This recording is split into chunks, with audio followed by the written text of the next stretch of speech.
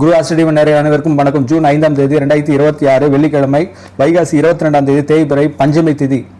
கடகம், சிம்மம், கன்னி 3 ராசிக்கான தினப்பலன் கடக ராசிக்காரர்களுக்கு. உங்க வீட்டில் இருந்து 7ஆம் வீட்டில் சந்திரன் வந்து அதோட சொந்த நட்சத்திரமா திருவோண நட்சத்திரத்தில் அமைந்திருக்கின்றது. குருவும் 7ஆம் பருவியாக சந்திரன் பார்க்கின்றது. சந்திரன் 7ஆம் பருவ குரு பார்ப்பதால் ஒரு விதம் வந்து சந்திர கஜகஸ்ரீ யோகம் என்று சொல்வார்கள். அதனால் கணவன் மனைவி உறவு, காதலங்கள், ஒரு நட்புகள் உறவுலாம், பார்ட்னர்ஷிப்ஸ், ஆனந்த வியாபாரம்லாம் சிறப்புற்று இருக்கும்.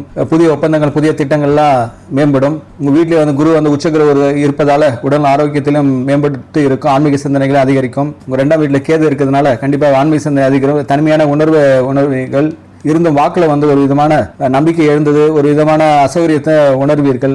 போது மட்டும் எந்த விதம் வாக்குவாதம் வராமல் தவிர்த்து கொள்ளுங்கள். 12 புதன சுக்கிரன் இருக்கிறதுனால சுப விரயமான செலவுகள் உண்டாகும். செவ்வாய் 10ல் இருப்பதனால, ஆட்சியில் இருக்கிறதுனாலையும் 11ல் சூரியன் இருக்கிறதுனால ஆற்றல், வேகம், ஆளுமை எல்லாம் சிறப்புற்றே இருக்கும். தங்களுக்கு இன்றைய நாள் வந்து சிறப்பான நாள் தான். அதிர்ஷ்ட நிறம் வெள்ளை, அதிர்ஷ்ட எண் 2, அதிர்ஷ்ட திசை வந்து வடமேற்கு. சிம்மராசிக்காரர்களுக்கு உங்க வீட்டில் வந்து 6ஆம் இடத்துல சந்திரன் வந்து அது சொந்த நட்சத்திரமான திருவோண நட்சத்திரத்தில் அமர்ந்திருக்கின்றது.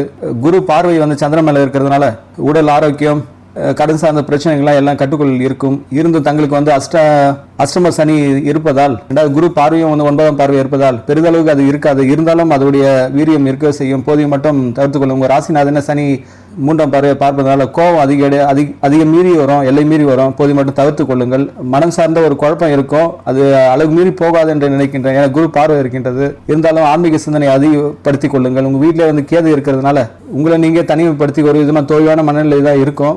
எதிர்மறையான சிந்தனைகள் தோன்றும். அது உடல் நலத்தையும் மனதளத்தையும் பாதிக்காமல் பார்த்துக் கொள்ளுங்கள். தொழில் நிலையிலையும் வேலையிலையும் இது பாதிப்பை உண்டாகுதா இருக்கும். என் குடும்பத்திலையும் இது ஒரு விதமாக ரிஃப்ளெக்ட் ஆகும். சனி 7ஆம் பார்வையாகவும் பார்க்கின்றது. கணவன் மனைவி உறவிலையும் இது பாதிப்பு உண்டாகுதும். 100% இல்லைனா கூட 50% வந்து ஒரு எதிர்மறையான தாக்கத்தை உண்டாக்கும். அதையும் தவிர்த்துக் கொள்ளுங்கள். அதிர்ஷ்ட நிறம் சிவப்பு, அதிர்ஷ்ட எண் வந்து 1, அதிர்ஷ்ட திசை வந்து கிழக்கு. கன்னிராசிக்காரர்களுக்கு உங்க ராசியிலிருந்து 5ஆம் இடத்துல சந்திரன் வந்து திருவோண நட்சத்திரத்தில் அமர்ந்திருக்கின்றது. சந்திரன் வந்து குரு பார்வை பார்ப்பதனால உங்க அறிவாற்றல் சிந்தனை அதிகரிக்கும். மனம் சார்ந்த ஒரு தெளிவு ஏற்படும். ஆன்மீக உணர்வு அதிகரிக்கும். தனிமையான உணர்வை ரொம்ப ஃபீல் பண்ணுவீங்க. அந்த தனிமை உணர்வு உங்களுக்கு பிடித்ததாக இருக்கும்.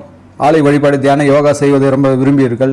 கண்டக சனி 7 சனி இருப்பது, குரு பார்வை இருப்பதனால் அந்த சனியின் தாக்கம் வந்து கொஞ்சம் குறைவதாக இருக்கும். இருந்தும் வாகனம் செல்லும்போது கொஞ்சம் கவனமுடன் செல்லுங்கள்.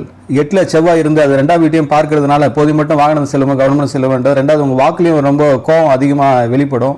அதை குறைத்துக் கொள்ளுங்கள். தந்தையுடைய அறிவுரை, ஆலோசனை கிடைக்கும். சூரியன் வந்து 7ஆம் பருவம் 3ஆம் வீட்டை பார்ப்பது தைரியம், ஆற்றலையும் அதிகப்படுத்துவதாக இருக்கும். அது உங்களுக்கு எதிர்மறையான தாக்கத்தை வராது பார்த்துக் கொள்ளுங்கள். 10ஆம் இடத்துல புதன், சூரிய, சுக்கிரன் இருப்பது தொழில் ரீதியான படைப்பாற்றல் சிந்தனை, சினிமா துறை சார்ந்தவங்களுக்கு நல்ல ஒரு விதமான லாபகரமான நாள் தான். அதிர்ஷ்ட நிறம் பச்சை, அதிர்ஷ்ட எண் 5, அதிர்ஷ்ட திசை வந்து வடக்கு.